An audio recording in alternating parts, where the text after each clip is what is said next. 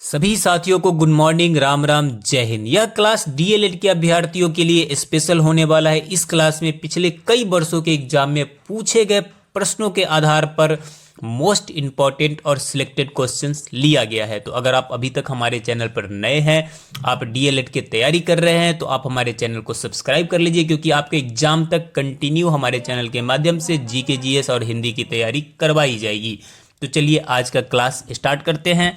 पहला प्रश्न है कि सिंधु घाटी स्थल कालीबंगन किस प्रदेश में स्थित है?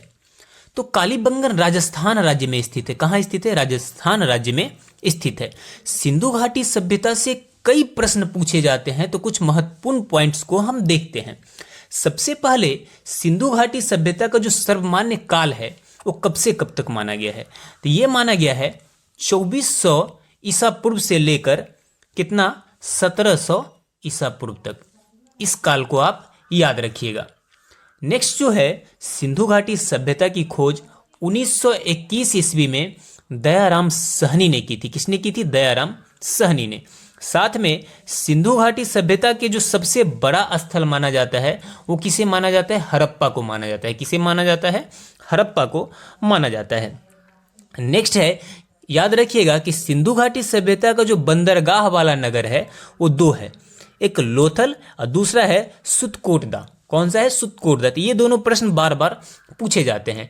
इसके अलावा जो सिंधु घाटी सभ्यता का हड़प्पा स्थल है वो रावी नदी के तट पर स्थित है। कहाँ स्थित है? रावी नदी के तट पर स्थित है। ये पाकिस्तान के पंजाब प्रांत में स्थित है। इसकी खोज दयाराम सहनी ने 1921 ईस्वी में की थी।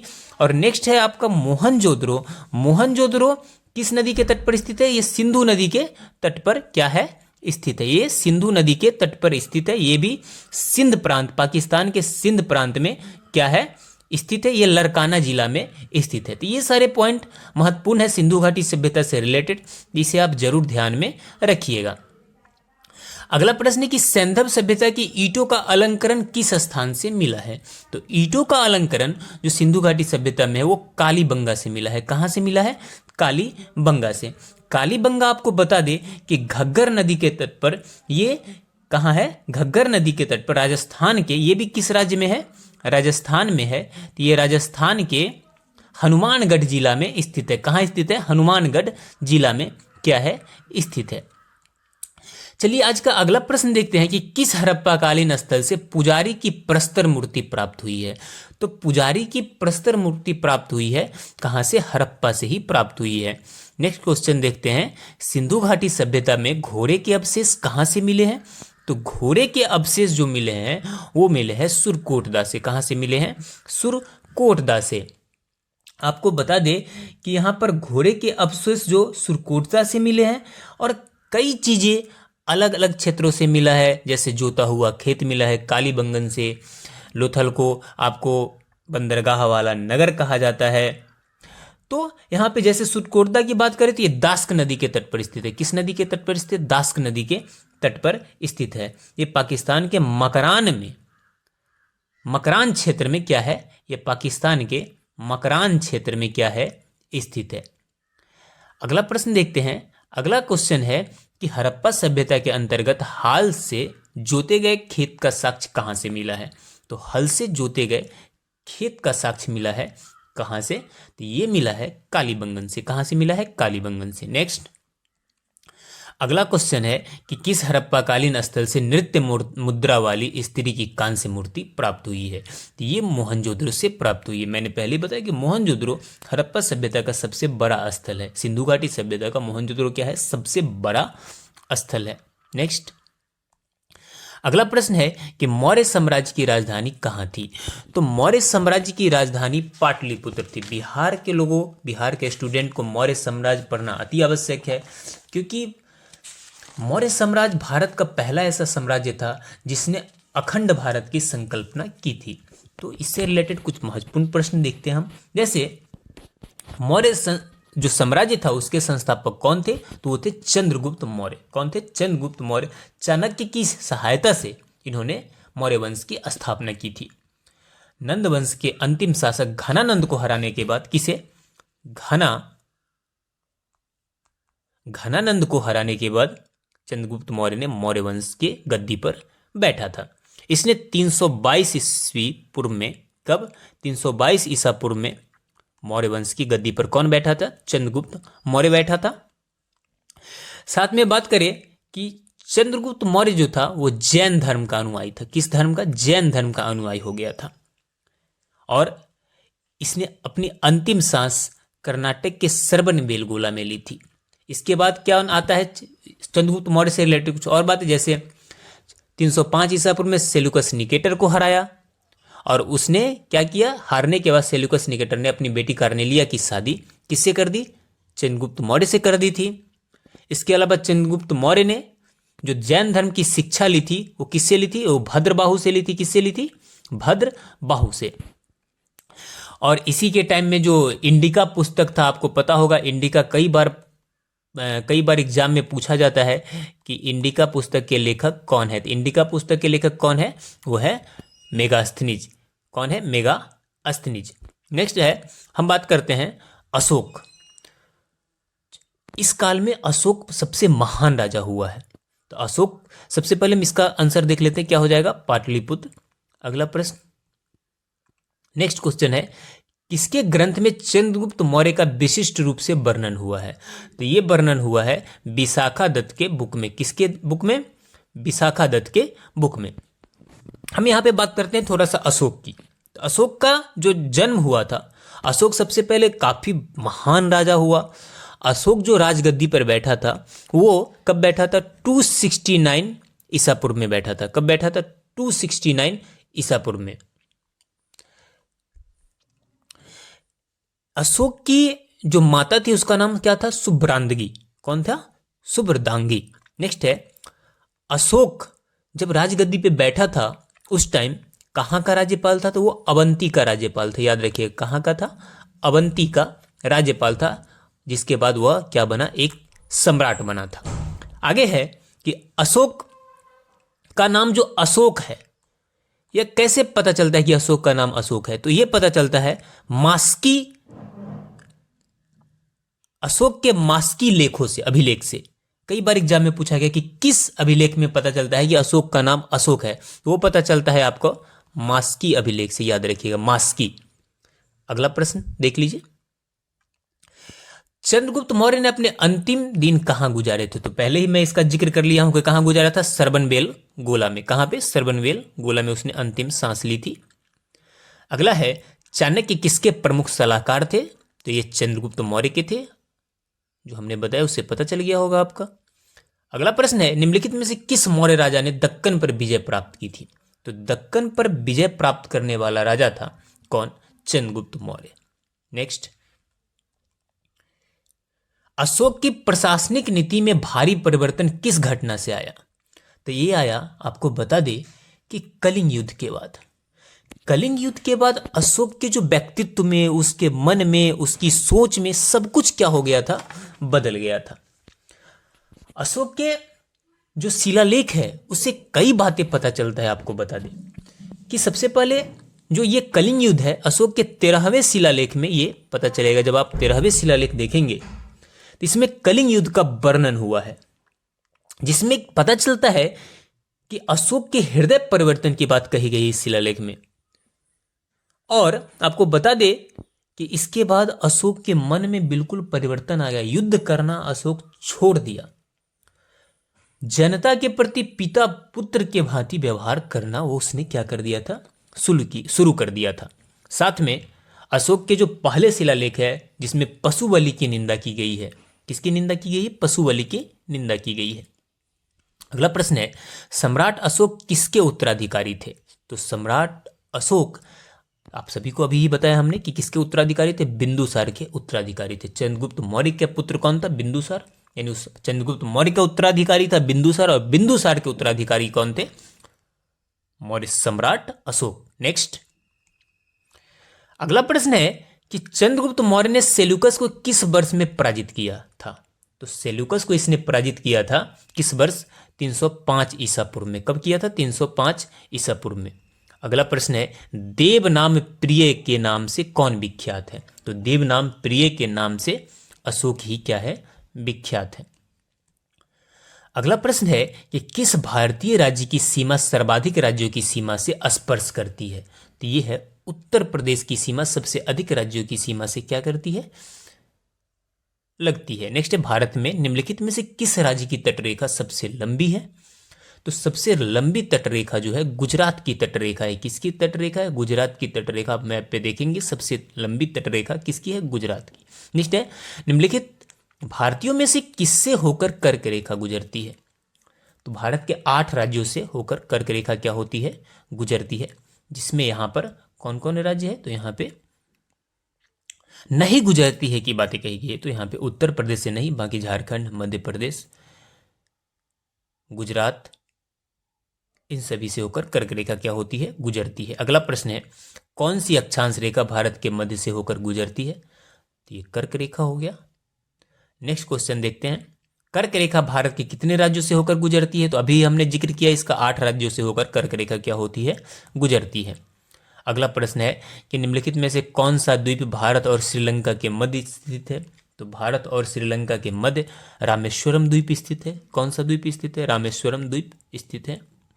नेक्स्ट है कि मूंगे की चट्टानों के संरक्षण के लिए भारत सरकार ने निम्नलिखित में से किसे समुद्री पार्क घोषित किया है? तो समुद्री पार्क घोषित किया है कच्छ की खाड़ी को। किसे किया है? कच्छ की खाड़ी को। अगला प्रश्न है, भारत में जंगली गधे खोर निम्नलिखित में से कहां पाए जाते हैं? तो ये पाए जाते हैं कच्छ के रण में। कहां पाए जाते हैं? कच्छ के रण में। अगला क्वेश्चन है कि निम्नलिखित में से कौन सा छत्तीसगढ़ के बस्तर क्षेत्र से स्थित है? तो बस्तर क्षेत्र में जो स्थित है वो है आपका इंद्रावती राष्ट्रीय उद्यान। इंद्रावती राष्ट्रीय उद्यान। आपको बता दें कि आपके एग्जाम तक कंटिन्यू हमारे चैनल के माध्यम से जीके जीएस और प्लस हिंदी की तैयारी करवाई जाएगी। तो अगर आप हमारे चैनल पर नए हैं तो हमारे चैनल को सब्सक्राइब कर लीजिए, क्योंकि काफ़ी मेहनत से आपके लिए क्लास लेकर हम आ रहे हैं। चलिए अगला प्रश्न देखते हैं, पंचमढ़ी जीव संरक्षण क्षेत्र कहाँ स्थित है? तो ये स्थित है मध्य प्रदेश में। पंचमढ़ी कहाँ स्थित है? मध्य प्रदेश में स्थित है। दुधवा नेशनल पार्क कौन नहीं जानता? यह उत्तर प्रदेश में स्थित है। कहां पर स्थित है? उत्तर प्रदेश में स्थित है। नेक्स्ट क्वेश्चन है कि संविधान सभा की संघीय शक्ति समिति के अध्यक्ष कौन थे? तो इसके अध्यक्ष थे कौन? पंडित जवाहरलाल नेहरू। कौन थे? पंडित जवाहरलाल नेहरू। अगला क्वेश्चन देखते हैं। अगला प्रश्न है, निम्नलिखित में से भारतीय संविधान की प्रारूप समिति के सदस्य कौन इसमें से नहीं था? तो वो नहीं थे, डॉक्टर राजेंद्र प्रसाद नहीं थे। बाकी गोपालाचारी अयंगर, अलादी कृष्ण स्वामी और बी आर अम्बेडकर, ये तीनों क्या थे? इसके सदस्य थे। अगला प्रश्न है कि निम्नलिखित में से कौन प्रारूप मसविदा समिति के सदस्य नहीं था? तो ये प्रश्न हो गया है। नेक्स्ट 30 नंबर क्वेश्चन देख लीजिए कि संविधान की प्रारूप समिति के समक्ष प्रस्तावना का प्रस्ताव किसने रखा था? तो प्रस्तावना का प्रस्ताव रखने वाला कौन थे? ये थे जवाहरलाल नेहरू। कौन थे? जवाहरलाल नेहरू। नेक्स्ट है कि संविधान सभा के संवैधानिक सलाहकार कौन थे? तो संवैधानिक सलाहकार थे कौन? वीएन राव, वेनेगल नरसिंह राव। अगला प्रश्न है कि संविधान सभा के चुने हुए अस्थाई अध्यक्ष कौन थे? तो अस्थाई अध्यक्ष थे डॉक्टर राजेंद्र प्रसाद। कौन थे? ये थे डॉक्टर राजेंद्र प्रसाद। अगला प्रश्न की बातें करते हैं, वो देख लीजिए। मनुष्य लोहा किससे प्राप्त करता है? मनुष्य लोहा किससे प्राप्त करता है? तो मनुष्य में जो लोहा की प्राप्ति होती है वो किससे होती है? वो पालक से होती है। पालक में अधिक मात्रा में लोहा क्या होता है? पाया जाता है। इसलिए आपको क्या करना चाहिए? लोहे मतलब पालक का सेवन करना चाहिए। हरी साग सब्जी आपको क्या करना चाहिए? खाना चाहिए। तो ऑप्शन नंबर क्या हो जाएगा? ए आपका ऑप्शन नंबर हो जाएगा। उससे पहले हम कुछ संविधान से रिलेटेड प्रश्न देख लेते हैं, जो हमने ऊपर दिखाई संविधान सभा के चुने हुए अस्थायी अध्यक्ष। वहीं पे बात करते हैं संविधान सभा के अस्थायी अध्यक्ष कौन थे? तो वो थे सच्चिदानंद सिन्हा। कौन थे? सच्चिदानंद सिन्हा। अस्थायी अध्यक्ष थे डॉक्टर राजेंद्र प्रसाद। कौन थे? डॉक्टर राजेंद्र प्रसाद। आपको बता दें कि 9 दिसंबर 1946 को संविधान सभा की प्रथम बैठक हुई थी और इसी में क्या हुआ था कि सभा के सबसे बुजुर्ग सदस्य डॉक्टर सच्चिदानंद सिन्हा को सभा का अस्थायी अध्यक्ष चुना गया था इसी दिन। इसके अलावा हम बात करते हैं कि मौलिक अधिकार। मौलिक अधिकार संयुक्त राज्य अमेरिका के संविधान से लिया गया था। वहीं पे बात करें कि शासन प्रणाली जो संसाधनात्मक, सबसे पहले हम बात करते हैं कि जो मौलिक अधिकार है वो कहां से लिया गया था। तो ये अमेरिका के संविधान से लिया गया था। कहां से? यूएसए के संविधान से। साथ में जो एकल नागरिकता है, एकल नागरिकता, ये कहां से लिया गया था? यूके से, यानी ब्रिटेन से लिया गया था। ये सब प्रश्न पूछे जाते हैं। आयरलैंड से क्या लिया गया था? तो ये नीति निर्देशक तत्व लिया गया था। क्या लिया गया था? नीति निर्देशक तत्व लिया गया था। कहां से? आयरलैंड के संविधान से। वहीं पे प्रस्तावना जो है हमारा, या समवर्ती सूची, या ऑस्ट्रेलिया के संविधान से लिया गया था। आप आपातकाल की बात करें तो आपातकाल लिया गया था जर्मनी के संविधान से। हमारे संविधान का अलग अलग देशों से कई सारे स्रोत हैं। साथ में हम बात करें कि कनाडा के संविधान से संघात्मक व्यवस्था लिया गया था। वहीं पे हम बात करते हैं अगर कि रूस के संविधान से मौलिक कर्तव्य लिया गया था। क्या लिया गया था? मौलिक कर्तव्य लिया गया था। वहीं पे दक्षिण अफ्रीका के संविधान से संविधान संशोधन लिया गया था। ये सारी चीजें अलग अलग देशों से ली गई स्रोत है। अगला प्रश्न है, किसमें भरपूर लौह तत्व पाया जाता है? तो लौह तत्व जो भरपूर पाया जाता है वो है हरी सब्जियां। इसीलिए कहा जाता है कि हरी साग सब्जियां क्या करना चाहिए? खाना चाहिए। अगला प्रश्न देखते हैं। अगला प्रश्न है कि केंद्रीय खाद्य प्रौद्योगिकी अनुसंधान संस्थान कहाँ स्थित है? तो यह स्थित है मैसूर में। कहाँ स्थित है? मैसूर में। अगला प्रश्न देख लीजिए। नेक्स्ट है, टाइफाइड से शरीर का कौन सा अंग प्रभावित होता है? तो टाइफाइड से आंत प्रभावित होता है। क्या प्रभावित होता है? आंत प्रभावित होता है। अगला प्रश्न है कि आंख की दूरदृष्टि की बीमारी किसके कारण होता है? तो यह होता है नेत्रगोलक के छोटा होने के कारण। किसके कारण? नेत्रगोलक के छोटा होने के कारण। अगला है, हैजा का क्या कारण होता है? तो हैजा का कारण होता है जीवाणु। क्या कारण होता है? जीवाणु के कारण क्या होता है? हैजा होता है। अगला प्रश्न है कि खसरा रोग का कारण क्या है? तो खसरा रोग का कारण है आपका क्या? यहाँ पर विषाणु। क्या कारण है? विषाणु है। अगला प्रश्न देख लीजिए कि कैंसर के उपचार में निम्नलिखित में से किसका प्रयोग किया जाता है? तो कैंसर के उपचार में कीमोथेरेपी किया जाता है। क्या किया जाता है? कीमोथेरेपी। अगला प्रश्न है, गौतम बुद्ध को ज्ञान की प्राप्ति कहाँ हुई थी? तो गौतम बुद्ध को ज्ञान की प्राप्ति हुई थी कहाँ पर? बोध गया में। कहाँ पर हुई थी? बोध गया में। अगला प्रश्न देख लीजिए, स्वामी विवेकानंद का वास्तविक नाम क्या था? स्वामी विवेकानंद का वास्तविक नाम था नरेंद्रनाथ दत्त। क्या था? Narendranath Datta. Option number B क्या हो जाएगा आपका? राइट हो जाएगा। अगला प्रश्न है, संत कबीर का जन्म कहाँ हुआ था? संत कबीर का जन्म वाराणसी में हुआ था। कहाँ हुआ था? वाराणसी। इनके जो बुक है वो कौन सा है? बीजक। याद रखिएगा कौन सा है? बीजक। काफी फेमस है। नेक्स्ट है, महात्मा बुद्ध का महापरिनिर्वाण कहाँ हुआ था? तो महात्मा बुद्ध को महापरिनिर्वाण हुआ था कहाँ पर? कुशीनगर में। कहाँ हुआ था? कुशीनगर में। अगला प्रश्न है, निम्नलिखित में से किसने 1946 के कैबिनेट मिशन का नेतृत्व किया था? तो कैबिनेट मिशन का नेतृत्व किया था कौन? Sir Pethick Lawrence. किसने किया था? सर पैंथिक लॉरेंस ने। अगला प्रश्न है, इन व्यक्तियों में से कौन कैबिनेट मिशन का सदस्य नहीं था? तो इसमें जो कैबिनेट मिशन का सदस्य नहीं था वो है विलियम वुड। कौन है? William would. बाकी स्टैफोर्ड क्रिप्स, एबी अलेक्जेंडर और पैथिक लॉरेंस इसके सदस्य थे। अगला प्रश्न है कि 15 अगस्त 1947 को निम्नलिखित में से कौन भारतीय राष्ट्रीय कांग्रेस का अध्यक्ष था? तो भारतीय राष्ट्रीय कांग्रेस के अध्यक्ष था कौन था? तो ये था जेबी कृपलानी। कौन थे? जेबी कृपलानी। अगला प्रश्न है कि निम्नलिखित में से कौन दांडी मार्च में महात्मा गांधी के साथ था? तो दांडी मार्च में महात्मा गांधी के साथ था कौन?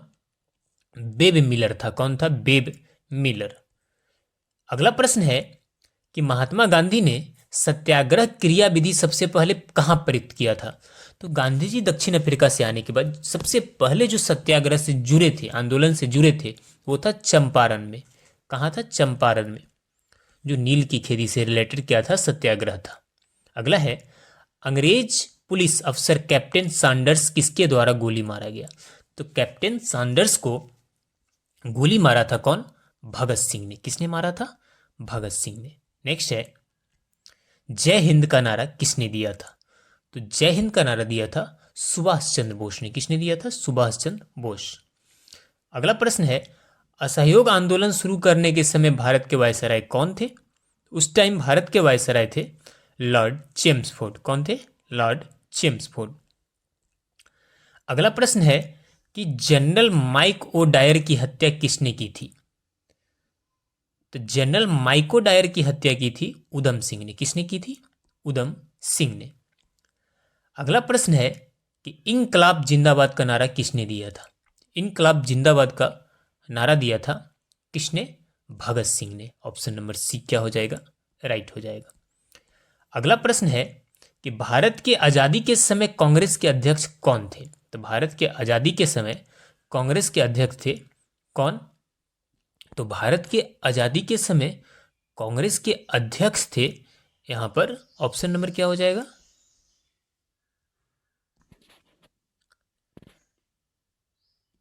भारत के आजादी के समय कांग्रेस के अध्यक्ष थे जेबी कृपलानी। कौन थे? जेबी कृपलानी।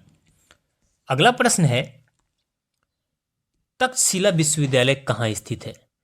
तक्षशिला विश्वविद्यालय पाकिस्तान में स्थित है। कहां स्थित है? पाकिस्तान में। नेक्स्ट, कनिष्क की राजधानी कहां थी? तो कनिष्क की राजधानी थी पुरुषपुर। कहां थी? ऑप्शन नंबर सी राइट हो जाएगा, पुरुषपुर। अगला प्रश्न है कि विक्रम संवत कब प्रारंभ हुआ था? तो विक्रम संवत प्रारंभ हुआ था 58 ईसा पूर्व में। कब हुआ था? 58 ईसा पूर्व में। अगला प्रश्न है, तक्षशिला के प्रसिद्ध स्थल होने का क्या कारण था? तो इसका कारण था गांधार कला। क्या कारण था? गांधार कला। नेक्स्ट, प्राचीनतम तमिल देवता मुरुगन किस वैदिक देवता के सदृश थे? तो ये थे स्कंद कार्तिकेय के क्या थे? समतुल्य थे। अगला प्रश्न है, कालिदास की कृति की गिनती विश्व की 100 प्रसिद्ध साहित्यिक कृतियों में होती है। कौन सी वो कृति है? तो आपका है अभिज्ञान शाकुंतलम। कौन है? अभिज्ञान शाकुंतलम। नेक्स्ट, वर्तमान में गणित में दशमलव प्रणाली का आविष्कार का श्रेय निम्न में से किस युग को है? तो यह है गुप्त युग को। किस युग को है? गुप्त युग को है। नेक्स्ट, कुमार संभवम महाकाव्य किस कवि ने लिखी है? तो इसे लिखा है कालिदास ने। किसने लिखा है? कालिदास की प्रसिद्ध कृति है। अगला प्रश्न है कि किस गुप्तकालीन शासक को कविराज कहा गया है? तो कविराज कहा गया है, आपको बता दूं, कि समुद्रगुप्त को। इसे कहा गया है समुद्रगुप्त को। अगला प्रश्न, मंदिर निर्माण कला का जन्म सर्वप्रथम कब हुआ? तो मंदिर निर्माण कला का जन्म गुप्त काल में हुआ। कब हुआ? गुप्त काल में। अगला प्रश्न है, गुप्त काल के सर्वाधिक लोकप्रिय देवता कौन थे? तो गुप्त काल में जो सर्वाधिक लोकप्रिय देवता थे वो थे विष्णु। कौन थे? विष्णु। नेक्स्ट है कि इतिहासकार वीए स्मिथ ने किसकी विजयों से प्रभावित होकर उसे भारत का नेपोलियन कहा है? तो भारत का नेपोलियन कहा गया है किसे? समुद्रगुप्त को। किसे कहा गया है? समुद्रगुप्त को। नेक्स्ट, अगला प्रश्न है, अजंता कलाकृतियां किससे संबंधित है? तो अजंता कलाकृतियां का संबंध है गुप्त काल से। किससे? गुप्त काल से। नेक्स्ट, अमरकोश के लेखक अमर सिंह किस शासक के दरबार से जुड़े थे? तो ये जुड़े थे चंद्रगुप्त द्वितीय के दरबार से। किससे जुड़े थे? चंद्रगुप्त द्वितीय के दरबार से। नेक्स्ट, अगला प्रश्न है कि फाहियान किसके शासनकाल में भारत आया था? तो फाहियान चंद्रगुप्त द्वितीय के शासनकाल में कहां आया था? भारत आया था। अगला प्रश्न है, भारतीय संस्कृति का स्वर्ण युग किस युग को कहा जाता है? तो स्वर्ण युग कहा जाता है किस युग को? गुप्त काल को। नेक्स्ट, अगला प्रश्न, सती प्रथा का पहला उल्लेख कहाँ मिलता है?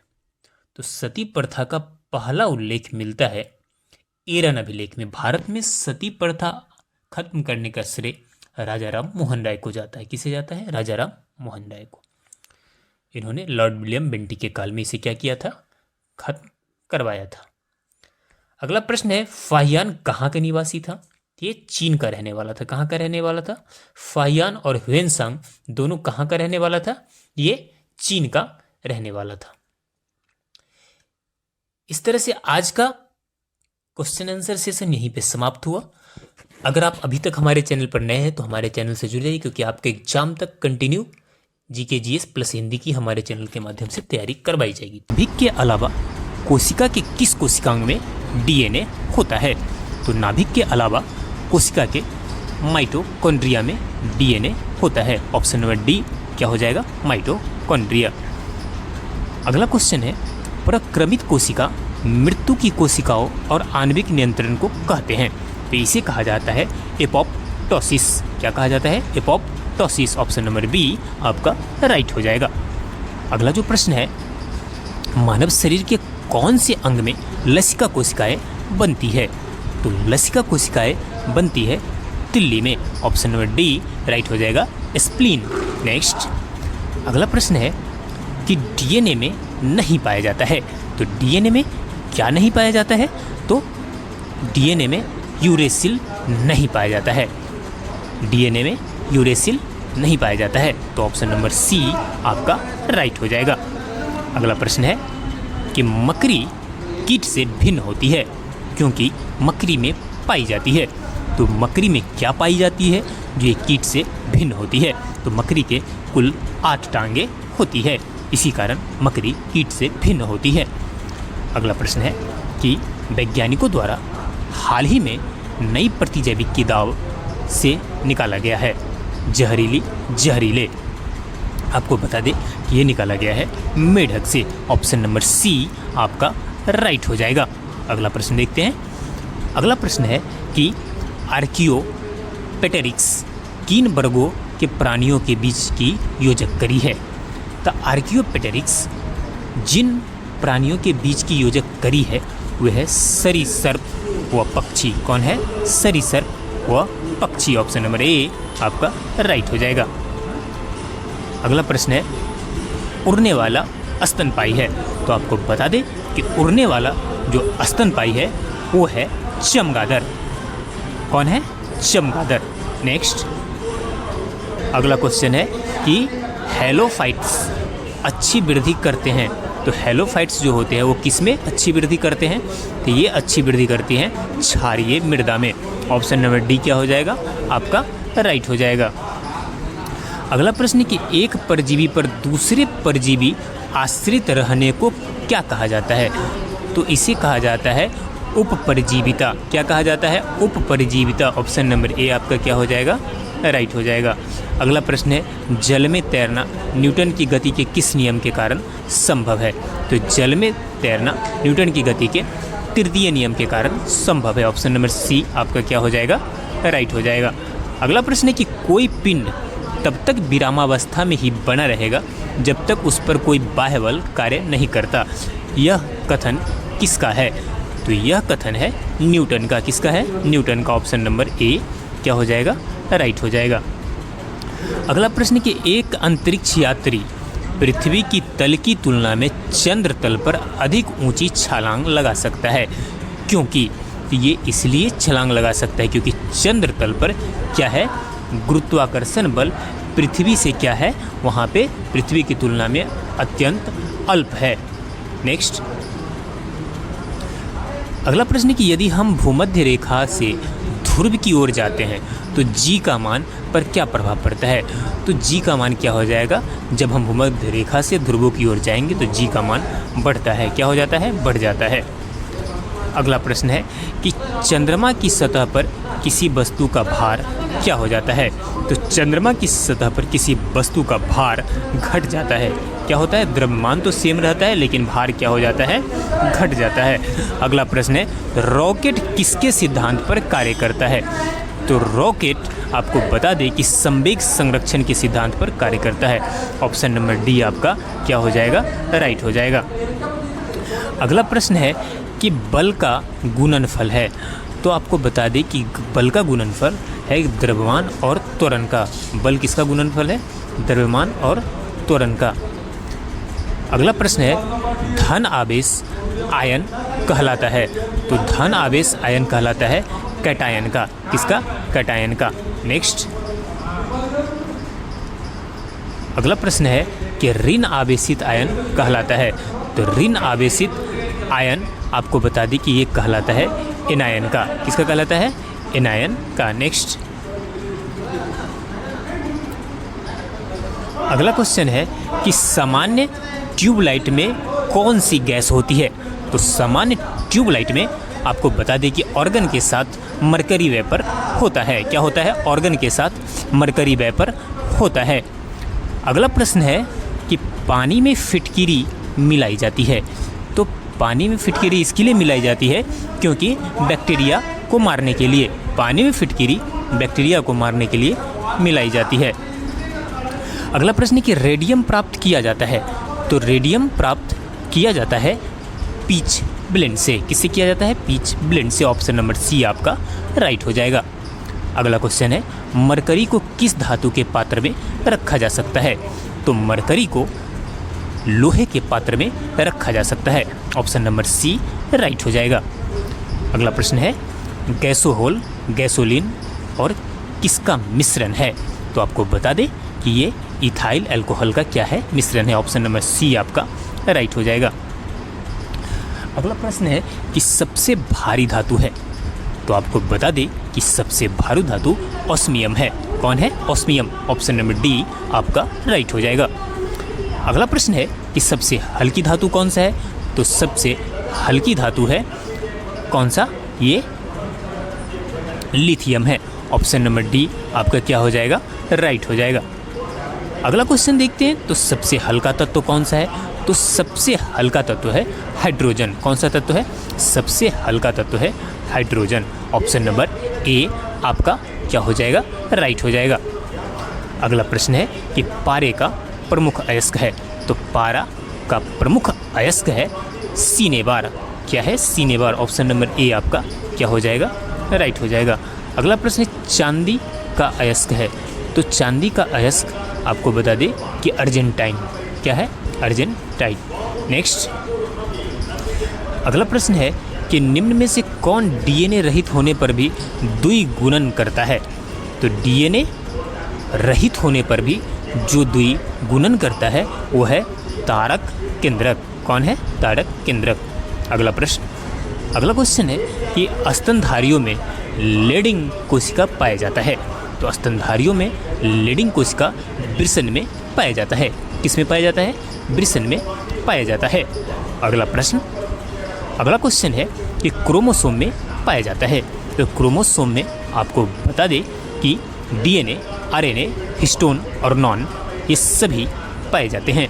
नेक्स्ट अगला प्रश्न है सोडियम धातु को डुबाकर रखा जाता है, तो सोडियम धातु को किस में डुबाकर रखा जाता है, तो ये रखा जाता है किरोसिन में डुबाकर। ऑप्शन नंबर डी आपका राइट हो जाएगा। अगला क्वेश्चन, यूरिया का रासायनिक नाम है, तो यूरिया का रासायनिक नाम क्या है, तो यूरिया का रासायनिक नाम है कार्बामाइड। क्या है, कार्बामाइड। ऑप्शन नंबर सी आपका राइट हो जाएगा। अगला प्रश्न है फ्रेंड्स, वह तत्व जो ऑक्सीजन से प्रतिक्रिया नहीं करता है कहलाता है। वह तत्व जो ऑक्सीजन से प्रतिक्रिया नहीं करता है उसे वो है आपका आयोडीन।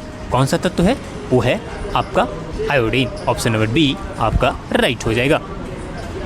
अगला क्वेश्चन है पारा मरकरी का लैटिन नाम है, तो पारा का लैटिन नाम है हाइड्रा गैरम। क्या है, हाइड्रा गैरम। ऑप्शन नंबर डी आपका राइट हो जाएगा। अगला क्वेश्चन है सीसा का लैटिन नाम क्या है, तो सीसा का लैटिन नाम है अर्जेंटम। ऑप्शन नंबर ए आपका राइट हो जाएगा। अगला प्रश्न है सबसे कठोर पदार्थ है, तो सबसे कठोर पदार्थ आपको बता दे कि हीरा है। ऑप्शन नंबर ए आपका राइट हो जाएगा। अगला क्वेश्चन है कि शुद्ध जल होता है, तो आपको बता दें कि शुद्ध जल ना अम्लीय होता है ना क्षारीय होता है। ये क्या होता है? ये उदासीन होता है। क्या होता है? उदासीन होता है। अगला प्रश्न, मलेरिया परजीवी को नष्ट करने में प्रयुक्त औषधि कौन सी है? तो मलेरिया को भगाने में, मलेरिया बीमारी को ठीक करने में जो सबसे कारगर औषधि है वो है क्लोरोक्विन। क्या है? क्लोरोक्विन। अगला क्वेश्चन है कि गोबर गैस संयंत्र का आविष्कार किसने किया था? तो गोबर गैस संयंत्र का आविष्कार किया था सीवी देसाई ने। ऑप्शन नंबर ए आपका राइट हो जाएगा। अगला क्वेश्चन है, अक्रिय गैसों की खोज किसने की?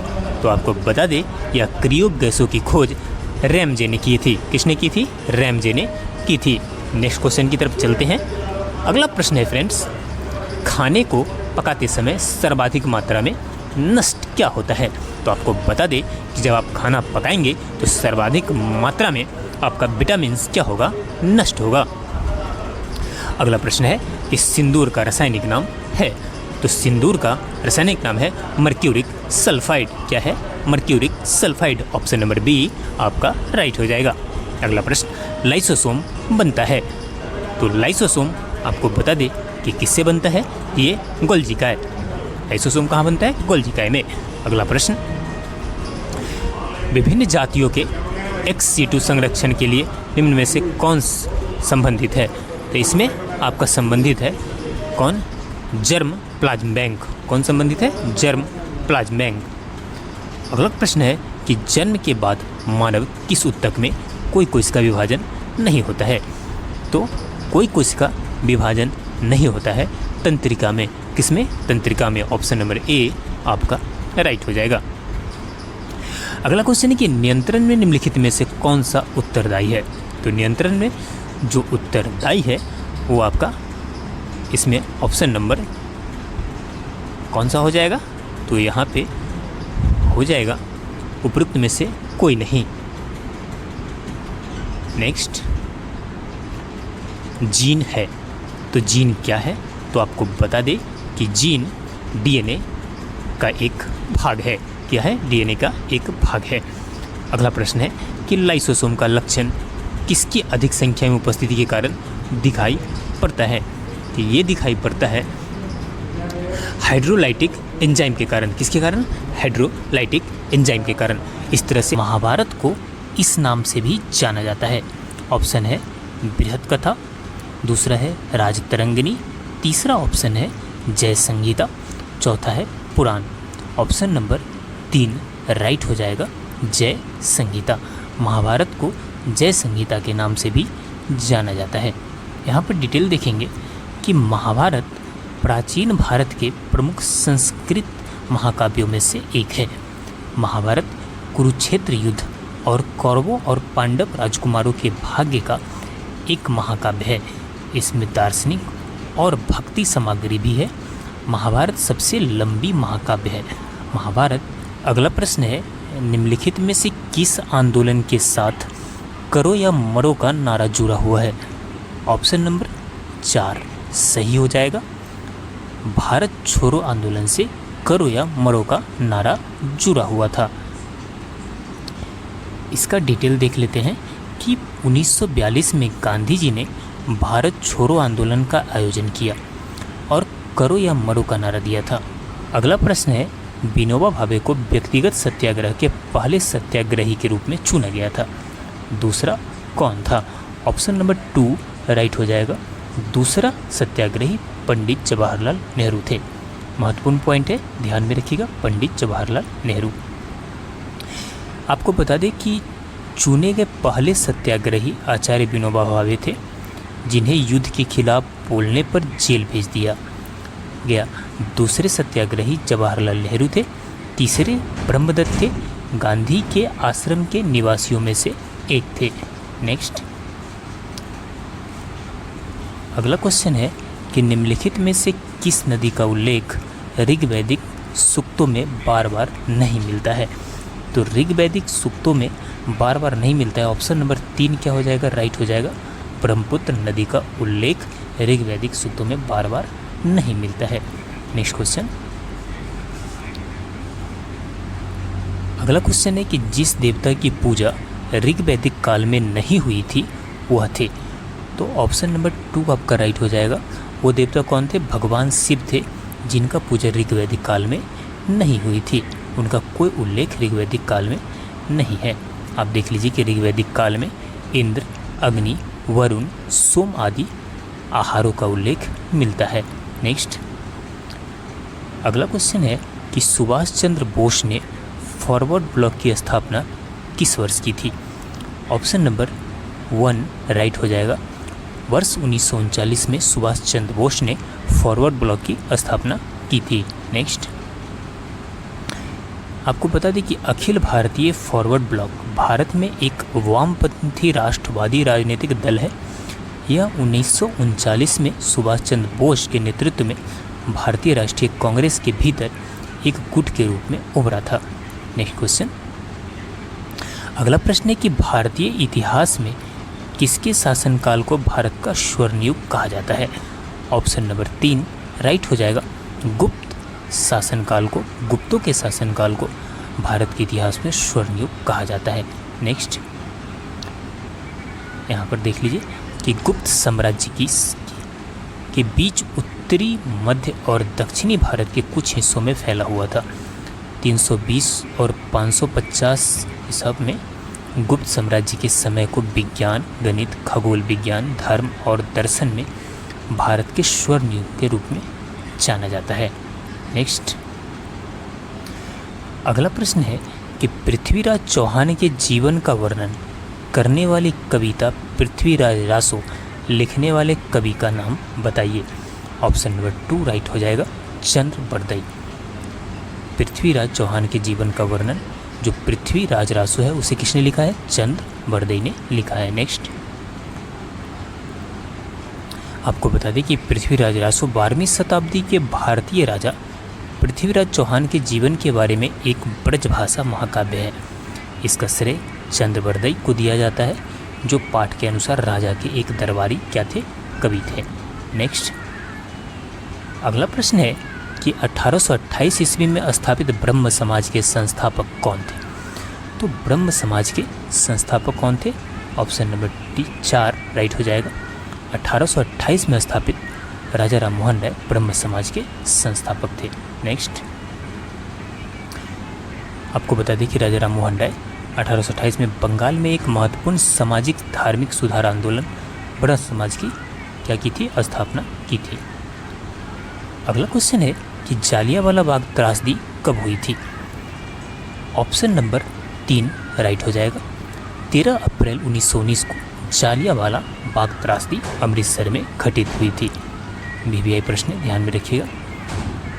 जालियांवाला बाग हत्याकांड, जिसे अमृतसर नरसंहार के नाम से भी जाना जाता है, 13 अप्रैल 1919 को हुआ था। नेक्स्ट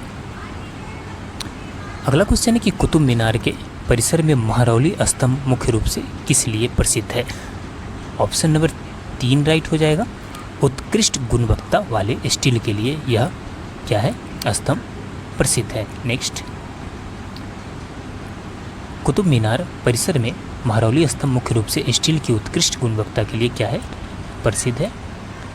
अगला क्वेश्चन देखते हैं। अगला प्रश्न है कि आर्यभट्ट और कालिदास किस गुप्त सम्राट के दरबार में रहते थे? ऑप्शन नंबर 2 राइट हो जाएगा। आर्यभट्ट और कालिदास चंद्रगुप्त द्वितीय के किसमें दरबार में रहते थे?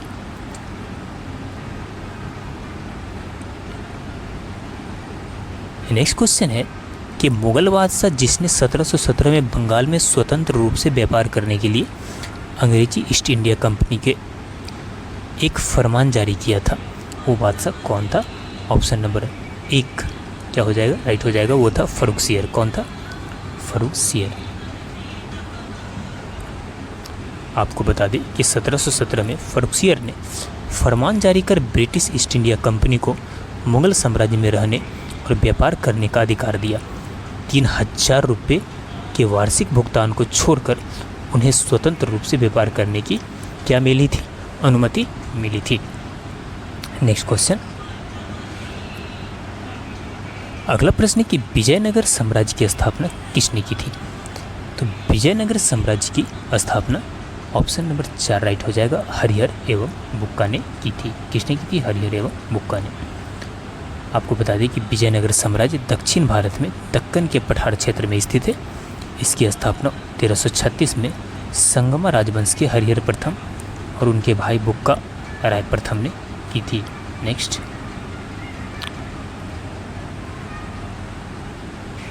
अगला क्वेश्चन है कि सर्वोदय की अवधारणा के जनक कौन है? ऑप्शन नंबर 2 राइट हो जाएगा, सर्वोदय की अवधारणा के जनक महात्मा गांधी है। कौन है? महात्मा गांधी। सर्वोदय एक संस्कृत शब्द है जिसका अर्थ है सार्वभौमिक उत्थान या सभी की प्रगति। इस शब्द का प्रयोग महात्मा गांधी ने 1908 ईस्वी में राजनीतिक अर्थव्यवस्था पर जॉन रस्किन के ट्रैक्ट अनटू द लास्ट के अपने अनुवाद शीर्षक के रूप में किया था, और गांधी ने अपने स्वयं के राजनीतिक दर्शन के आदर्श के लिए इसका क्या किया था? शब्द का प्रयोग किया था।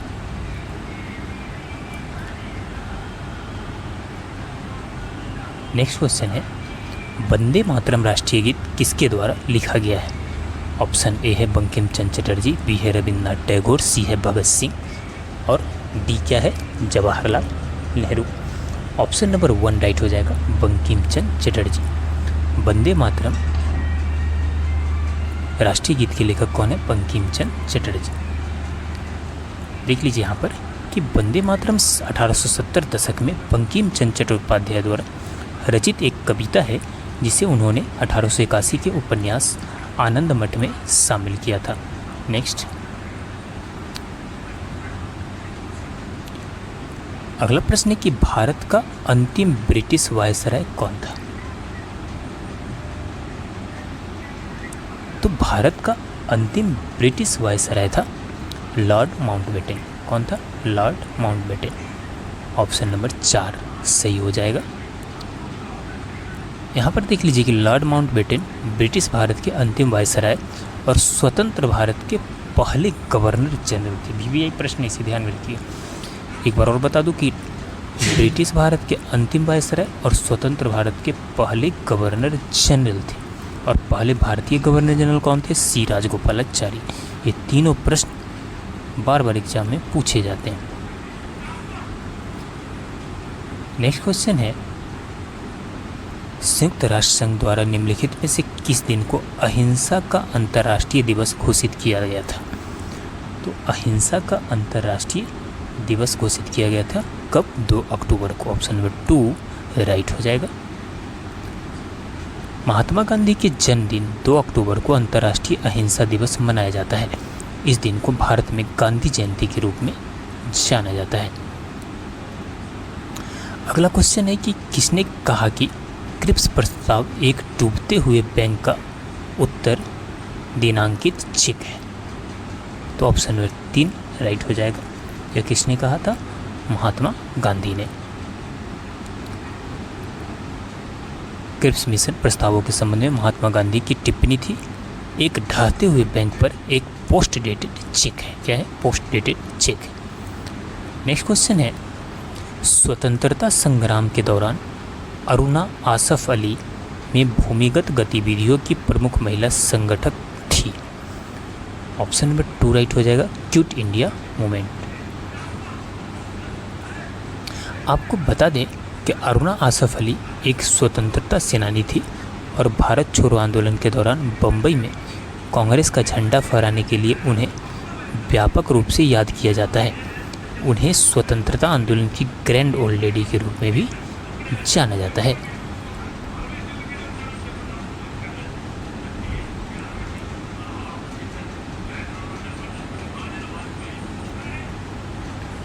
अगला प्रश्न है कि जैन तीर्थंकरों के उत्तराधिकारी में अंतिम थे। तो जैन तीर्थंकरों के उत्तराधिकारी में अंतिम थे कौन? महावीरा। लास्ट कौन थे? महावीरा थे जैन धर्म के अंतिम गुरु। आप देख लीजिए यहाँ पर डिटेल।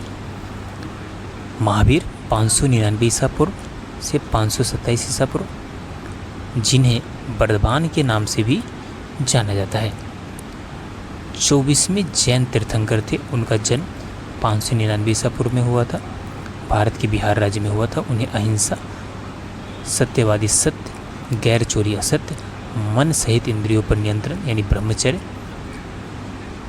और अपरिग्रह के व्यापक शीर्षकों के तहत 5 नैतिक शिक्षाओं के साथ जैन धर्म को पुनर्जीवित किया। नेक्स्ट, अगला प्रश्न है कि प्राचीन भारत में नालंदा विश्वविद्यालय किसके अध्ययन के एक महान केंद्र प्रतिनिधित्व करता है? तो ये प्रतिनिधित्व करता है महायान बुद्धिज्म के। ऑप्शन नंबर ए राइट हो जाएगा, महायान बुद्धिज्म। आपको बता दें कि महायान बौद्ध धर्म की शाखाओं में से एक है और बौद्ध दर्शन और अभ्यास के वर्गीकरण के लिए एक शब्द है। यह भारत में पहली ईसा पूर्व के दौरान अस्तित्व में आया। महायान परंपराओं की शिक्षाओं के अनुसार महायान भी बोधिसत्व के पथ को संदर्भित करता है, जो सभी संवेदनशील प्राणियों के लाभ के लिए पूर्ण ज्ञान प्राप्त करता है। नेक्स्ट क्वेश्चन, अगला प्रश्न है कि शिवाजी के शासन के दौरान राज्य परिषद में शामिल थे। तो शिवाजी के शासन के दौरान अष्टदिग्गज उस समय राज्य परिषद में शामिल थे। फेमस था क्या? अष्टदिग्गज। जैसे मुगल काल में अकबर के दरबार में नवरत्न रहते थे, शिवाजी के शासनकाल में 8 मंत्री यानी अष्टदिग्गज होते थे। यहाँ पर देख लीजिए कि छत्रपति शिवाजी महाराज मराठा प्रशासन के निर्विवाद प्रमुख थे। राज्य परिषद में 8 मंत्री, जिन्हें अष्टप्रधान कहा जाता था। नेक्स्ट, अगला प्रश्न है कि निम्नलिखित में से किस आंदोलन से करो या मरो का नारा जुड़ा हुआ है? ऑप्शन नंबर 4 राइट हो जाएगा, भारत छोड़ो आंदोलन से करो या मरो का नारा जुड़ा हुआ है। आपको बता दें कि 1942 में गांधी जी ने भारत छोड़ो आंदोलन का आयोजन किया और करो या मरो का नारा दिया था। नेक्स्ट, अगला क्वेश्चन है कि कौटिल्य का अर्थशास्त्र किन पहलुओं से संबंधित है? तो कौटिल्य का अर्थशास्त्र राजनीतिक पहलुओं से क्या है? संबंधित है। यहाँ पर बता दें कि अर्थशास्त्र शासन कला, आर्थिक नीति और सैन्य रणनीति पर एक प्राचीन भारतीय ग्रंथ है जो संस्कृत में लिखा गया। इसे कौटिल्य ने क्या किया है? लिखा है। नेक्स्ट है, पुलकेशिन द्वितीय सर्वाधिक प्रसिद्ध शासक था। ये किस वंश का था? तो आपको बता दें कि ये चालुक्य वंश का सर्वाधिक प्रसिद्ध शासक था।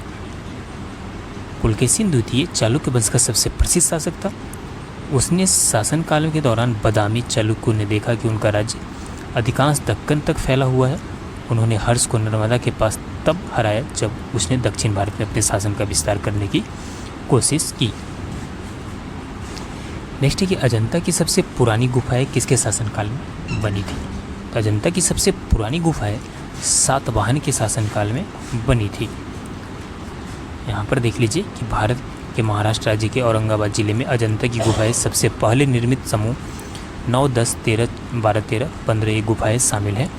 हिंदू सातवाहन वंश 330 ईसा पूर्व और 320 ईसा पूर्व, जिन्होंने इस क्षेत्र पर शासन किया।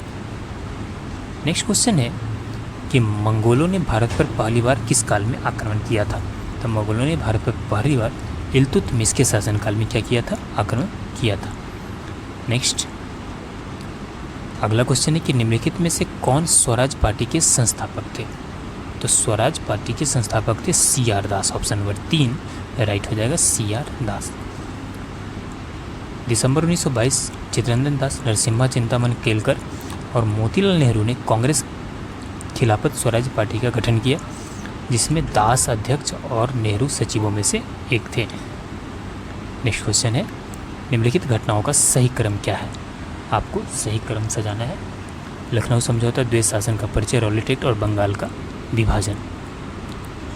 तो आपका इसमें ऑप्शन नंबर, इसका ऑप्शन देख लीजिए। यहाँ पे आपका ऑप्शन नंबर 2 राइट हो जाएगा। कौन सा? ऑप्शन नंबर 2 राइट हो जाएगा, 4-1-3-2। सबसे पहले आपका क्या हुआ था? सबसे पहले आपका बंगाल विभाजन, उसके बाद लखनऊ समझौता, उसके बाद रॉलेट एक्ट और सबसे लास्ट में द्वैत शासन का परिचय। तो 4-1-3-2 आपका आंसर हो जाएगा। नेक्स्ट देख लीजिए, यहाँ पर बंगाल विभाजन 1905, लखनऊ समझौता 1916, रॉलेट एक्ट 1919 मार्च में द्वैत शासन का परिचय 1919 दिसंबर में हुआ था। आप इसे ध्यान में रखिएगा। नेक्स्ट क्वेश्चन है कि गांधी के नेतृत्व में असहयोग आंदोलन किस वायसराय के दौरान हुआ था? ये हुआ था लॉर्ड रीडिंग के टाइम में। यहाँ पढ़ना लिख दिया है, क्या हो जाएगा? Lord reading. Option number 3 right हो जाएगा। यहाँ पे देख लीजिए कि लॉर्ड चम्सफोर्ड को 1921 में लॉर्ड रीडिंग द्वारा 1925 तक भारत के गवर्नर जनरल और वायसराय के रूप में उत्तराधिकारी बनाया गया। इस चरण में असहयोग आंदोलन, स्वराज पार्टी, काकोरी आंदोलन जैसी कई महत्वपूर्ण घटनाएं घटित हुई थी। नेक्स्ट क्वेश्चन है, सती प्रथा का सबसे बड़ा उल्लेख निम्नलिखित में से किस अभिलेख में मिलता है? तो सती प्रथा का सबसे बड़ा उल्लेख आपका भानुगुप्त के एरन अभिलेख में मिलता है। किसमें? भानुगुप्त के एरन अभिलेख में। ऑप्शन नंबर 2 राइट हो जाएगा। नेक्स्ट क्वेश्चन है कि बीबी का मकबरा स्थित है। यह एक मकबरा है। इसे औरंगजेब के बेटे आजम शाह ने 1678 में बनवाया था। ऑप्शन नंबर 2 राइट हो जाएगा। बीबी का मकबरा कहाँ है? औरंगाबाद में। कहाँ पे? औरंगाबाद।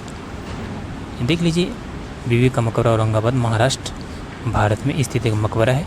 इसे औरंगजेब के बेटे आजम ने अपनी माँ दिलरस बानो बेगम की याद में क्या किया था? बनवाया था। नेक्स्ट क्वेश्चन, विधानसभा के विचार विमर्श को निर्देशित करने के लिए वस्तुनिष्ठ प्रस्ताव किसके द्वारा पेश किया गया था? तो ये पेश किया गया था जवाहरलाल नेहरू द्वारा। किसके द्वारा? जवाहरलाल नेहरू द्वारा। महत्वपूर्ण पॉइंट्स देख लीजिए आपके संविधान के निर्माण शुरू होने से पहले 1946 में एक उद्देश्य प्रस्ताव, विधानसभा के लक्ष्यों को परिभाषित करने वाला प्रस्ताव जवाहरलाल नेहरू द्वारा पेश किया गया था। इस संकल्प ने संविधान निर्माण के पीछे की आकांक्षाओं और मूल्यों को स्थापित किया। अगला क्वेश्चन है कि भारतीय संविधान बनाने के लिए सर्वप्रथम संविधान सभा का गठित करने का प्रस्ताव किस संस्था ने दिया था? तो ऑप्शन नंबर 2 राइट हो जाएगा। 1935 में भारतीय राष्ट्रीय कांग्रेस ने। किसने? भारतीय राष्ट्रीय कांग्रेस ने। आपको बता दें कि भारत में कम्युनिस्ट आंदोलन के प्रणेता और क्रांतिकारी लोकतंत्र के हिमायती एम.एन. राय 1934 में भारत की एक संविधान सभा के एक विचार प्रस्तावित किया था। 1935 में भारतीय राष्ट्रीय कांग्रेस की एक आधिकारिक मांग बन गई। सी राजगोपालाचारी 15 नवंबर 1939 को व्यस्क मताधिकार के आधार पर एक संविधान सभा की मांग की और अगस्त 1940 में अंग्रेजों द्वारा इसे स्वीकार कर लिया गया था। नेक्स्ट,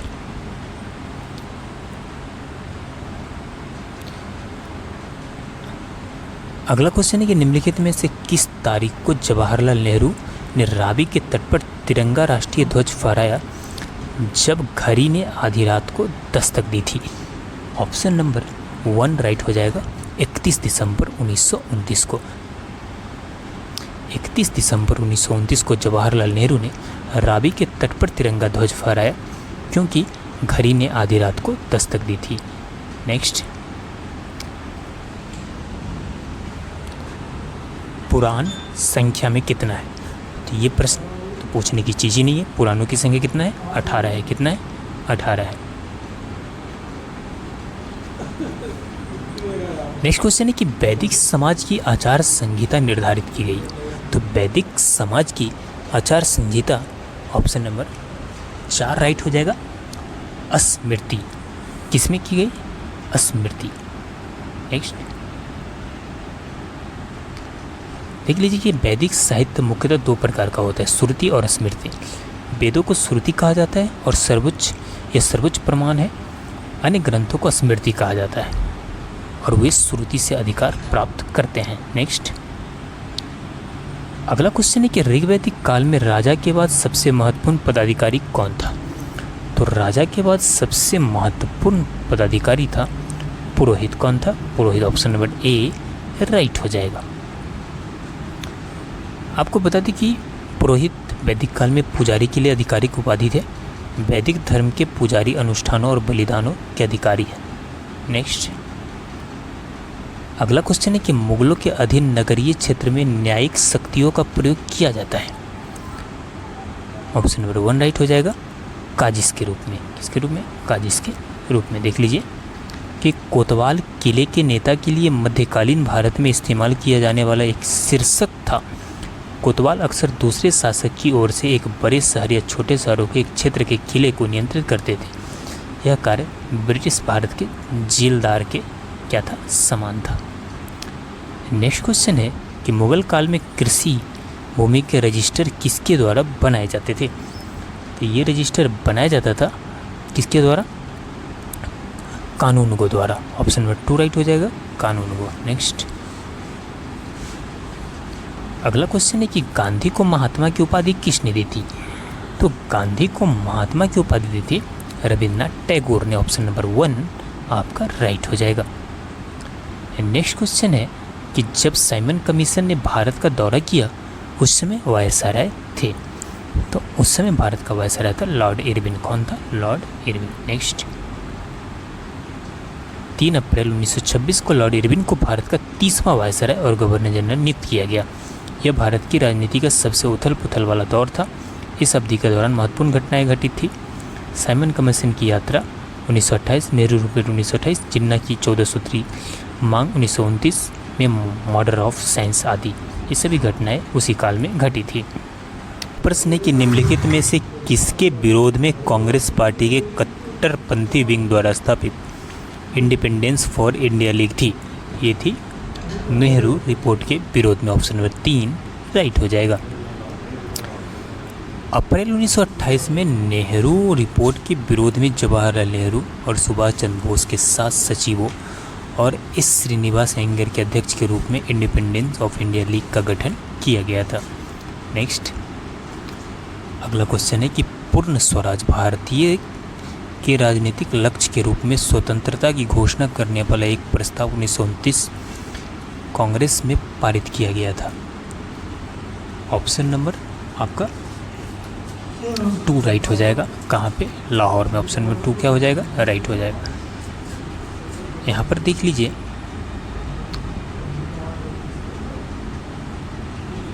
दिसंबर 1929 के लाहौर अधिवेशन में कांग्रेस ने पूर्ण स्वराज प्रस्ताव पारित किया। यह वही सत्र था जिसमें जवाहरलाल नेहरू को कांग्रेस के अध्यक्ष के रूप में क्या किया गया था? चुना गया था।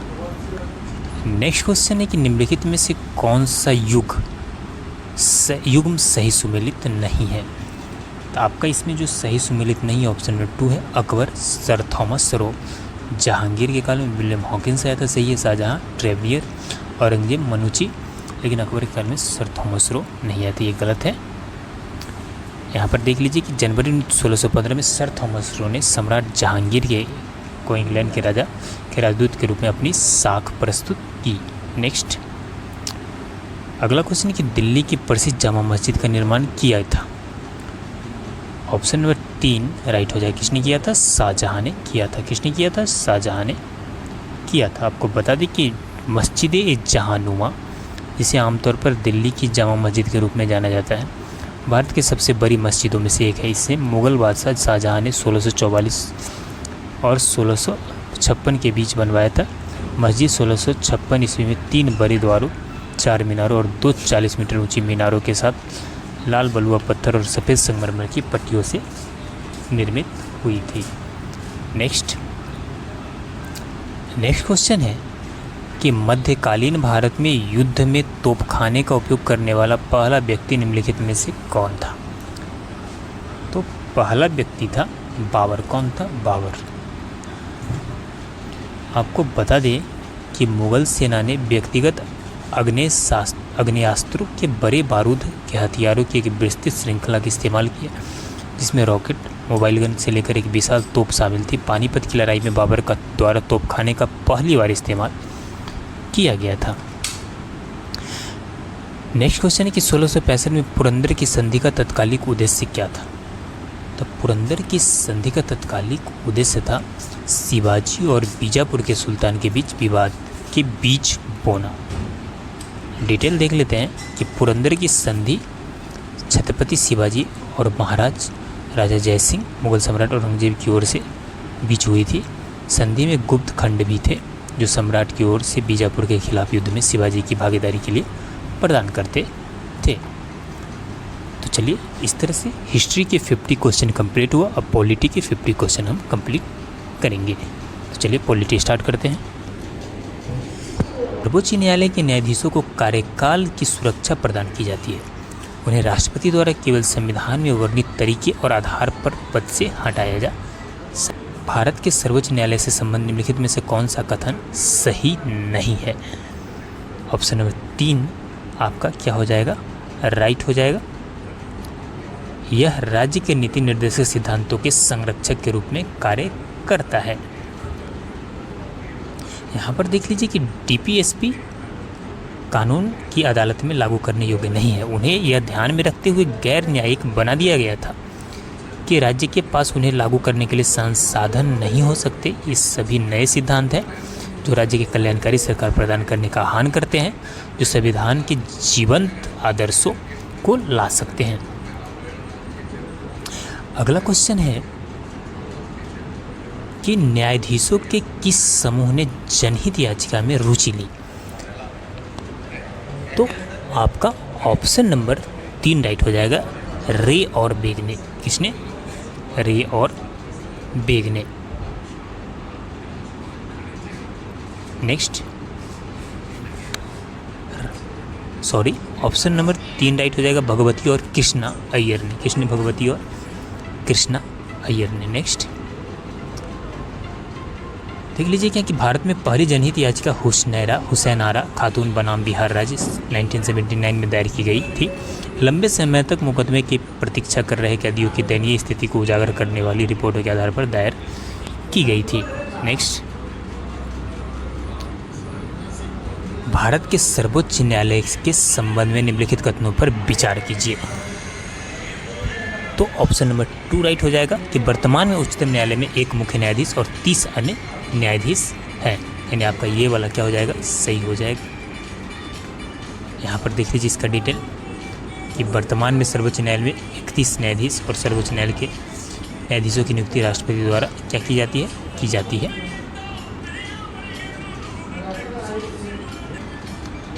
अगला प्रश्न, संविधान के मूल संरचना के सिद्धांत का तात्पर्य है। तो संविधान के मूल संरचना के सिद्धांत का तात्पर्य है संविधान की कुछ विशेषताएं संविधान के लिए इतनी बुनियादी है कि उन्हें बदला नहीं जा सकता। नेक्स्ट, यहाँ पर देख लीजिए कि केशवानंद भारती के मामले में सुप्रीम कोर्ट ने बुनियादी ढांचे के इस सिद्धांत का इस्तेमाल किया। संविधान की मूलभूत विशेषताओं संशोधन न करने सिद्धांत का तात्पर्य है कि संविधान में कुछ प्रावधान है जिन्हें अनुच्छेद 368 के तहत निम्नलिखित निर्धारित प्रक्रिया द्वारा भी इसे क्या किया जा सकता? संशोधित नहीं किया जा सकता। अगला प्रश्न है, सर्वोच्च न्यायालय के न्यायाधीशों को अपने कार्यकाल में प्रवेश करने से पहले शपथ या प्रतिज्ञान लेना होता है जो उनके द्वारा आयोजित किया जाता है। तो ये कहाँ किया जाता है? तो राष्ट्रपति द्वारा ये आयोजित किया जाता है। सर्वोच्च न्यायालय के न्यायाधीश के रूप में नियुक्त व्यक्ति को अपने कार्यालय में प्रवेश करने से पहले राष्ट्रपति के समक्ष या उसके उद्देश्य के लिए उनके द्वारा नियुक्त किसी व्यक्ति के समक्ष शपथ या प्रतिज्ञान करना होता है। नेक्स्ट है कि सर्वोच्च न्यायालय का एक न्यायाधीश अपना कार्यकाल पूरा होने से पहले अपने इस्तीफे को संबोधित करके पद छोड़ सकता है। तो यह है राष्ट्रपति को संबोधित करके वह पद क्या कर सकता है? छोड़ सकता है। नेक्स्ट, उच्चतम न्यायालय द्वारा कितने प्रकार की रीट जारी की जा सकती है? तो उच्चतम न्यायालय द्वारा 5 प्रकार की रीट जारी की जा सकती है। अब बंदी, प्रत्यक्षीकरण, परमादेश, निषेध, उत्प्रेषण और अधिकार परीक्षा। नेक्स्ट, उच्चतम न्यायालय द्वारा कितने प्रकार की रीट जारी की जा सकती है? ये तो 5 प्रकार की हो गया। अगला क्वेश्चन है, संविधान ने किस अनुच्छेद में अवशिष्ट शक्तियां निहित की है? तो अवशिष्ट शक्तियां अनुच्छेद 248 में क्या है? निहित है। अवशिष्ट विषयों से संबंध में कानून बनाने का शक्ति अर्थात वे मामले जो किसी भी 3 सूचियों में शामिल नहीं है संसद में निहित। भारत के संविधान के अनुच्छेद 248 में कहा गया है संसद के पास कोई भी कानून बनाने का विशेष शक्ति है सूची 1-2 में शामिल नहीं। ये किसी भी मामले संबंध में वो कानून बना सकती है। भारतीय संविधान में भारतीय संघ को क्या कहा जाता है? तो भारतीय संघ को राज्यों का क्या कहा जाता है? संघ कहा जाता है। क्या कहा जाता है? राज्यों का संघ। अनुच्छेद 1 कहता है कि इंडिया जो भारत है राज्यों का एक संघ है। नेक्स्ट, भारत राज्यों का संघ है, अर्थात यह अधिक केंद्रीकृत है। क्या है? अधिक केंद्रीकृत है। यहाँ पर देख लीजिए कि भारत राज्यों का संघ है, जिसका अर्थ है कि राज्य को संघ से अलग होने का कोई अधिकार नहीं है। संघ अविनाशी है, देश एक अभिन्न संपूर्ण है और केवल प्रशासन की सुविधा के लिए अलग अलग राज्यों में बांटा गया है। अगला क्वेश्चन है कि केंद्र राज्यों को सहायता अनुदान प्रदान करता है। तो ये अनुदान प्रदान करता है किस आधार पर? तो राजस्व खातों पर अंतर को कवर करने की, ताकि राज्य विभिन्न लाभकारी गतिविधियों को कर सके। ध्यान में रखिएगा। नेक्स्ट क्वेश्चन है कि निम्नलिखित में से कौन सी सरकारीय आयोग की प्रमुख सिफारिश है? तो ये है क्षेत्रीय परिषदों की सक्रियता। नेक्स्ट यहाँ पर डिटेल देख लीजिए कि सिफारिश के उल्लेख नीचे किया गया। अनुच्छेद 263 के तहत एक अस्थायी अंतर राजकीय परिषद, जिसे अंतर सरकारी परिषद कहा जाता है, की स्थापना की जानी चाहिए। अनुच्छेद 356 का बहुत ही कम उपयोग किया जाना चाहिए चरम मामलों में और अंतिम उपाय में।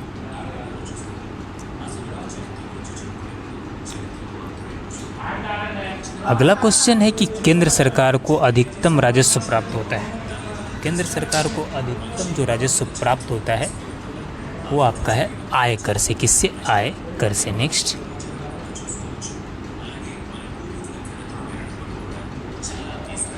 अगला क्वेश्चन है, निम्नलिखित में से कौन सा सरकार केंद्रीय राज्य और केंद्र शासित प्रदेश प्रशासन के कुल कर राजस्व में सबसे बड़ा योगदान करता है? तो वह है निगम कर। कौन सा है? निगम कर। नेक्स्ट क्वेश्चन है कि यदि वित्तीय आपातकाल घोषित किया जाता है तो केंद्र और राज्य के बीच संबंधों पर इसका क्या प्रभाव पड़ता है? तो इसका प्रभाव ये पड़ता है आपका कि राष्ट्रपति उच्च न्यायालयों के न्यायाधीशों सहित राज्य के सिविल सेवकों के वेतन को कम कर सकता है। ये प्रभाव पड़ता है। जबकि वित्तीय आपातकाल की घोषणा अनुच्छेद 360 के तहत निष्क्रिय है। केंद्र राज्यों को निर्देश दे सकता है वित्तीय औचित्य निर्देशित सिद्धांतों का पालन करने के लिए। इसके अलावा राज्य में सेवा करने वाले सभी वर्ग के व्यक्तियों, उच्च न्यायालय के न्यायाधीशों सहित के वेतन भत्तों और कम करने के लिए। और 3 राष्ट्रपति को विचारार्थ सभी धन विधेयकों और अन्य वित्तीय विधेयकों को सुरक्षित रखा जा सकता है। नेक्स्ट क्वेश्चन है, उच्चतम न्यायालय के न्यायाधीशों की पेंशन प्रभारित की जाती है। तो ये प्रभारित की जाती है भारत के संचित निधि से। किससे? भारत के संचित निधि से।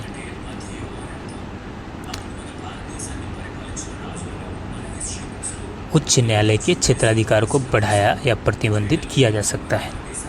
तो ये संसद द्वारा। किसके द्वारा? संसद द्वारा। यहाँ पर देख लीजिए, उच्च न्यायालय के क्षेत्राधिकार और शक्तियाँ जहाँ तक वे संविधान में निर्दिष्ट हैं, संसद और राज्य विधानमंडल दोनों द्वारा कम की जा सकती है। लेकिन अन्य मामलों में उच्च न्यायालय के अधिकार क्षेत्र और शक्तियों को संसद दोनों द्वारा बदला जा सकता है और राज्य विधानमंडल। अगला क्वेश्चन है कि किस संवैधानिक अनुच्छेद के अंतर्गत सर्वोच्च न्यायालय के अधिकार क्षेत्र के विस्तार का उल्लेख है? तो अनुच्छेद 138 के तहत सर्वोच्च न्यायालय के अधिकार क्षेत्र के विस्तार का क्या है? उल्लेख है।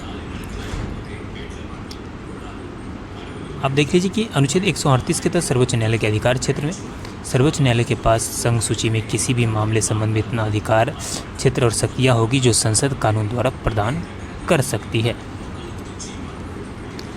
सर्वोच्च न्यायालय के पास होगी इस तरह के और अधिकार क्षेत्र और किसी भी मामले के संबंध में शक्तियाँ जो भारत सरकार और किसी भी राज्य सरकार विशेष समझौते द्वारा प्रदान कर सकती है, अगर संसद कानून द्वारा सर्वोच्च न्यायालय द्वारा ऐसे अधिकार क्षेत्र और शक्ति का प्रयोग करने के लिए प्रदान करती है। अगला क्वेश्चन है कि किस संवैधानिक अनुच्छेद में सर्वोच्च न्यायालय को कुछ रीट जारी करने की शक्ति प्रदान करने का उल्लेख है? तो ये उल्लेख है आपका अनुच्छेद 139 के तहत। किसके तहत? 139 के तहत। यहाँ पर देख लीजिए, अनुच्छेद 139 रीट जारी करने के लिए सर्वोच्च न्यायालय को शक्तियाँ प्रदान करना। संसद कानून द्वारा सर्वोच्च न्यायालय को निर्देश, आदेश या रीट जारी करने की शक्ति प्रदान करती है, जिससे बंदी, प्रत्यक्षीकरण, परमादेश, निषेध अधिकार, परीक्षा और उत्प्रेषण की प्रकृति की रीट शामिल है। किस संवैधानिक अनुच्छेद में सर्वोच्च न्यायालय के लिए कुछ मामलों में हस्तांतरण का उल्लेख है? ये उल्लेख है अनुच्छेद 139 के क में। यहाँ पर देख लीजिए, अनुच्छेद 139 के क के सर्वोच्च न्यायालय द्वारा मामलों के हस्तांतरण से संबंधित है। अनुच्छेद 139 क सर्वोच्च न्यायालय द्वारा मामले पर विचार करने और मामलों को एक उच्च न्यायालय से दूसरे उच्च न्यायालय में हस्तांतरित करने के प्रावधान करता है। नेक्स्ट क्वेश्चन है, कौन सा संवैधानिक अनुच्छेद सर्वोच्च न्यायालय द्वारा घोषित कानून को सभी अदालतों पर बाध्यकारी होने के लिए परिभाषित करता है? यह अनुच्छेद है 141। कौन सा अनुच्छेद है? अनुच्छेद 141 परिवादी करता है। यहाँ पर देख लीजिए, तो अनुच्छेद 141 सर्वोच्च न्यायालय द्वारा घोषित कानून भारत के क्षेत्र भीतर सभी न्यायालयों पर बाध्यकारी होगा। अगला क्वेश्चन है कि सर्वोच्च न्यायालय में तदर्व न्यायाधीशों की नियुक्ति की जा सकती है। सर्वोच्च न्यायालय में तदर्व न्यायाधीशों की नियुक्ति राष्ट्रपति की पूर्व सहमति से भारत के मुख्य न्यायाधीश द्वारा की जा सकती है। नेक्स्ट, यहाँ पर डिटेल देखते हैं कि भारत के मुख्य न्यायाधीश अस्थायी अवधि के लिए उच्च न्यायालय के न्यायाधीशों को सर्वोच्च न्यायालय के तदर्व न्यायाधीश के रूप में नियुक्त कर सकते हैं। वह संबंधित उच्च न्यायालय के मुख्य न्यायाधीश परामर्श करने और राष्ट्रपति की पूर्व सहमति के बाद ही ऐसा कर सकता है। अगला क्वेश्चन, उच्चतम न्यायालय के कितने न्यायाधीशों को महाभियोग के माध्यम से उनके सामान्य कार्यकाल की समाप्ति से पहले उनके कार्यकाल से हटाया गया है? तो अभी तक जो हटाया गया है वो आपका है कोई नहीं, किसी को ऐसे घटना द्वारा नहीं हटाया गया है। नेक्स्ट क्वेश्चन है, और आज का लास्ट क्वेश्चन है कि भारत का उच्चतम न्यायालय आनंद लेता है? वाह, क्या प्रश्न है अंतिम। भारत का उच्चतम न्यायालय किसका आनंद लेता है? ऑप्शन है मूल क्षेत्राधिकार का, सलाहकार क्षेत्राधिकार का, अपीलीय और सलाहकार क्षेत्राधिकार का, और मूल अपीलीय और सलाहकार क्षेत्राधिकार का। आपको यह आंसर, इसका आंसर कमेंट में देना है। इस चारों में से क्या आंसर होगा, हम कल की क्लास में आपको यह आंसर बताएंगे। चलिए मिलते हैं नेक्स्ट क्लास में, तब तक के लिए जय हिंद।